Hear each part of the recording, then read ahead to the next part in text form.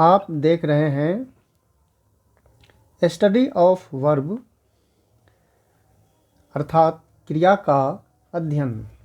आपने पीछे के वीडियो में देखा कि वर्ब का अर्थ उसके कार्य के अनुसार निर्धारित होता है। जैसे आप यहाँ एक शब्द देख सकते हैं, वह शब्द है डू।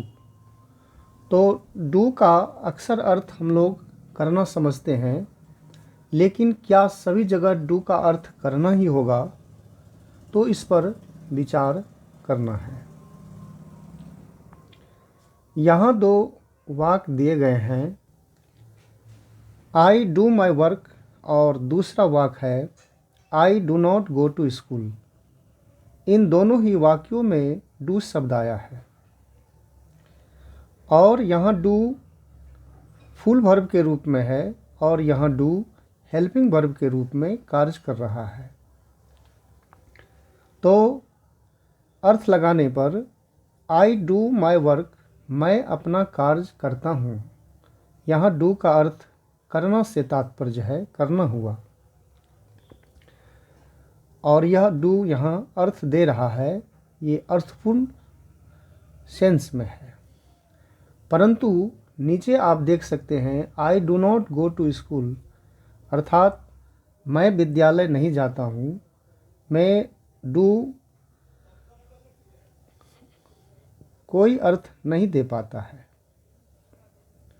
तो यहाँ डू का अर्थ कुछ नहीं जान पड़ता है। तो अब आप ये देखें कि एक ही शब्द डू है, यहाँ डू ने अर्थ दिया करना का और यहाँ डू अर्थहीन प्रतीत हो रहा है। तो ऐसा क्यों हो गया? तो डू कहाँ किस तरह का अर्थ देगा? तो आज का चैप्टर इस पर आधारित है कि जो वर्ब के शब्द होते हैं उनके अंदर किन अर्थों के जैसा आप ये पहले देख लें। यहाँ नोट लिखा हुआ है कि वर्ब किस तरह का अर्थ देगा, यह उसके फंक्शन तथा उसके यूज के सेंस पर निर्भर करता है। तो कोई भी दिया गया वर्ब है, आप ये जाने कि वर्ब जो है वह अपना अर्थ फंक्शन के हिसाब से या सेंस के हिसाब से अर्थ देता है, क्योंकि यहाँ लिखा हुआ है कि फंक्शन और सेंस पर आधारित होता है। कोई भी वर्ब किसी भी वाक्य में किस रूप में है, मॉडल वर्ब के रूप में है, हेल्पिंग वर्ब के रूप में, या फुल वर्ब के रूप में, या नॉन फाइनाइट वर्ब के रूप में, जैसे gerund participle, perfect participle, verb, adjective, adverb, या किस सेंस यूज में है, तो इसी पर वर्ब का अर्थ निर्भर करता है। हम सभी जगह एक ही शब्द का एक अर्थ नहीं ज्ञात कर सकते हैं। आप यहाँ देख सकते हैं एक शब्द है डू। तो डू का एक अर्थ हम लोग समझते हैं कि डू मीन्स करना, लेकिन इस पर विचार करके देखें।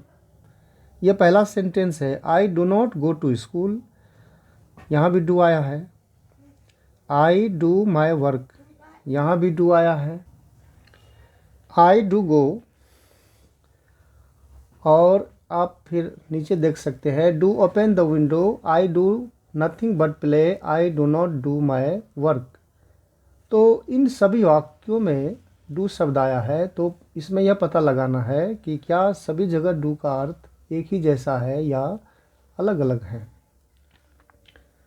आई do not go to school, मैं विद्यालय नहीं जाता हूँ, यहाँ डू हेल्पिंग वर्ब के रूप में है। और आई डू माई वर्क, मैं अपना कार्य करता हूँ, यहाँ डू फुल वर्ब के रूप में है। यहाँ यह डू मीन्स करना अर्थपूर्ण तरह से है। फिर आप आगे देख सकते हैं आई डू गो, मैं जाता ही तो हूँ। यहाँ डू इम्फेटिक सेंस का एक प्रतीक है कि डू लगने से यह वाक्य जोरदार बन गया है। जैसे आई गो मैं जाता हूँ और आई डू गो मैं जाता ही तो हूँ। तो यहाँ डू ने आकर के एक इम्फेटिक सेंस को खड़ा किया है। यह एक जोरदार सेंस के प्रतीक के रूप में उपस्थित है। अब आप आगे देख सकते हैं, ओपन द विंडो, खिड़की खोलो, और डू ओपन द विंडो, खिड़की जरूर खोलो। तो यहाँ डू जो है वह जोरदार सेंस का प्रतीक है। ये इम्पेरेटिव सेंटेंस को इम्फेटिक बनाया गया है। पुनः फिर आगे देख सकते हैं, I do not do my work. इसमें दो जगह डू है, एक डू यहाँ है और एक यहाँ है। तो यह डू हेल्पिंग वर्ब के रूप में है और यह डू फुल वर्ब के रूप में है। तो इस डू का अर्थ कुछ नहीं जान पड़ रहा है जैसे, और इसका अर्थ करना से तात्पर्य हो रहा है। I do not do my work, मैं अपना कार्य नहीं करता हूँ। तो इस डू का मतलब हुआ करना। इस डू के 5 फॉर्म हो जाएंगे, जैसे डू, डीड, डन, डूइंग और डज। लेकिन यह डू 5 फॉर्म में नहीं बटेगा। यह डू अर्थपूर्ण हो गया और यह डू अर्थिंग जैसा दिखाई पड़ रहा है। तो यहाँ लिखा हुआ है, इस तरह सभी जगह डू बराबर करना का यदि अर्थ दे देंगे, सेट कर देंगे, तो इससे वाक्य का अर्थ नहीं लग पाएगा। तो कहने का मतलब यह है कि कोई भी वर्ब जो है वह किस तरह का अर्थ देगा। एक ही वर्ब भिन्न भिन्न जगहों पर भिन्न भिन्न तरह के सेंस में उपयोग होते हैं और भिन्न भिन्न तरह से कार्य करते हैं और उनके उपयोग और अर्थ भी अलग अलग हो जाते हैं। तो इसलिए इस तरह से सभी जगह एक ही वर्ब का एक ही अर्थ हम निर्धारित नहीं कर सकते हैं। कोई वर्ब कैसा अर्थ देगा, इसमें यह तय करना पड़ता है, देखना पड़ता है कि वह फुल वर्ब के रूप में है,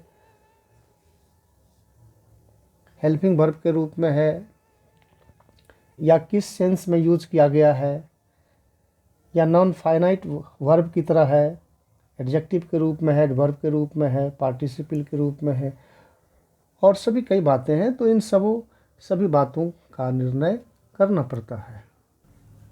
अब आप एक बहुत ही सुंदर उदाहरण देख सकते हैं। I do not do my work. यहाँ डू 2 बार आया है। ये डू है हेल्पिंग वर्ब के रूप में और ये डू फुल वर्ब के रूप में। जैसा कि आप जानते हैं, आपने जाना कि यदि वाक्य में 2 वर्ब हो तो पहले स्थान पर आने वाला हेल्पिंग वर्ब होगा और दूसरे स्थान पर आने वाला फुल वर्ब होगा। तो ये तो फुल वर्ब है, तो फुल वर्ब है तो इसका अर्थ करना से तात्पर्य हुआ।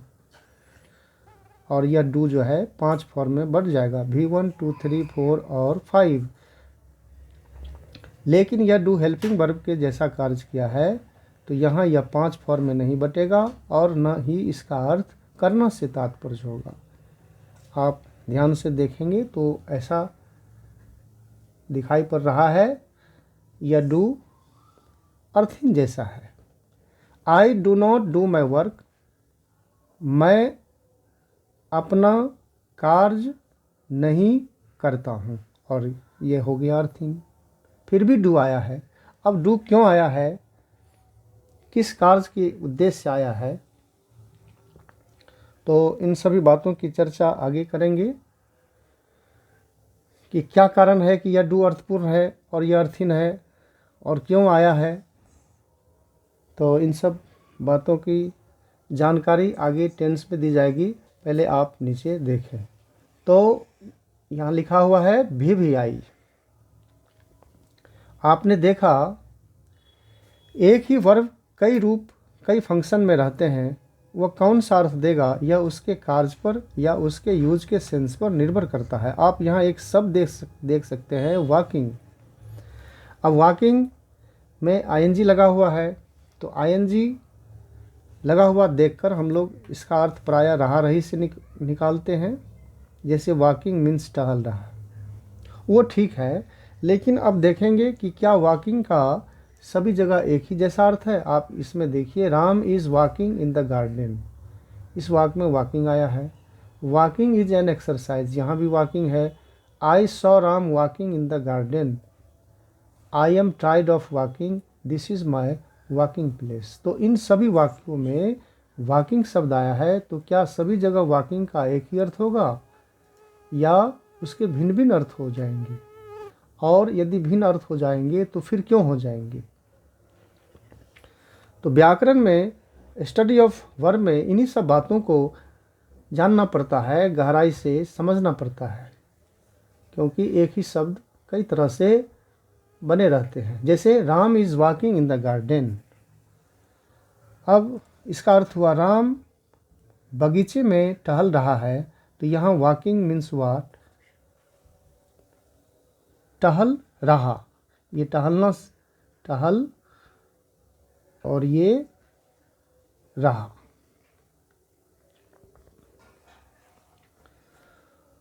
तो Ram is walking in the garden, Ram बगीचे में टहल रहा है। यहाँ वॉकिंग मीन्स टहल रहा हुआ, अर्थात यह आईएनजी रहा रही का अर्थ दिया, इसलिए यह जो है यहाँ वर्ब के फंक्शन में है, वर्ब का कार्य कर रहा है।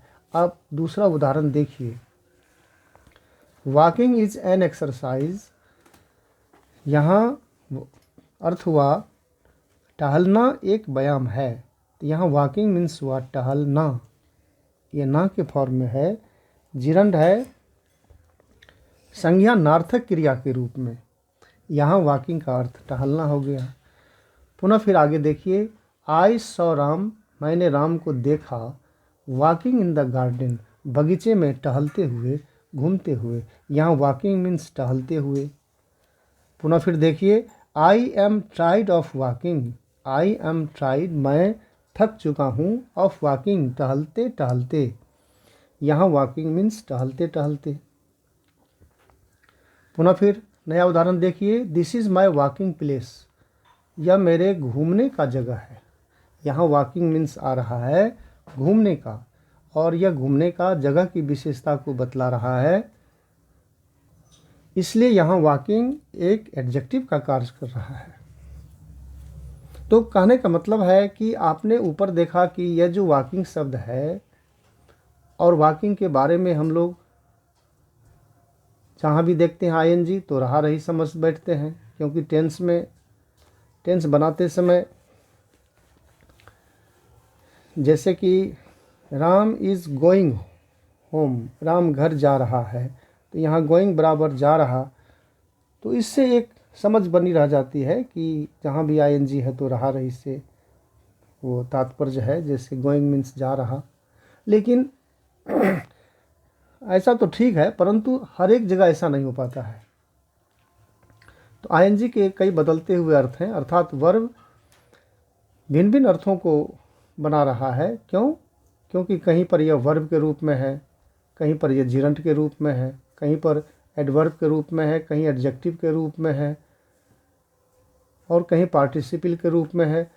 तो इन सब बातों को देखना पड़ता है कि दिया गया वर्ब वो किस रूप से संबंधित है, किस तरह के फंक्शन से संबंधित है, और किस तरह के सेंस से संबंधित है। जैसे आई, आपने देखा आई डू माई वर्क, यहाँ डू का अर्थ हुआ मैं अपना कार्य करता हूँ, और आई डू गो, मैं जाता ही तो हूँ। यहाँ डू एक सेंस का प्रतीक है, एम्फैटिक सेंस का।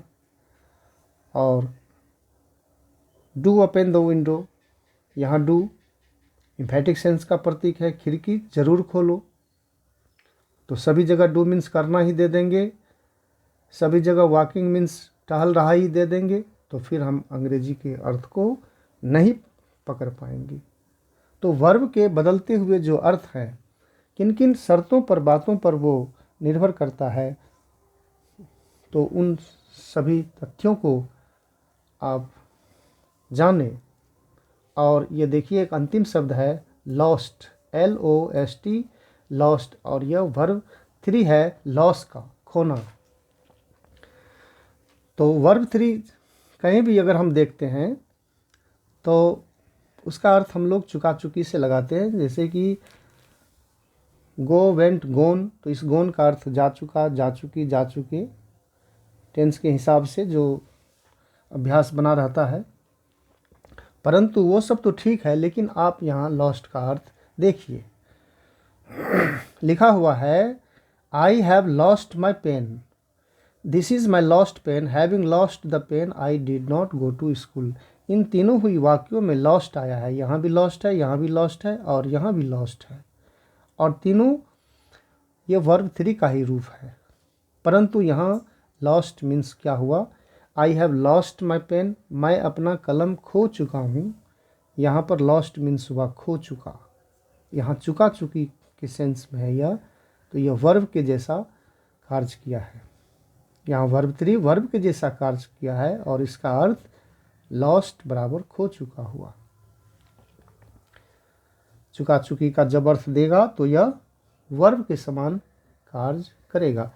आप फिर आगे देखिए, this is my lost, I have, this is my lost pen, यह मेरी खोई हुई कलम है।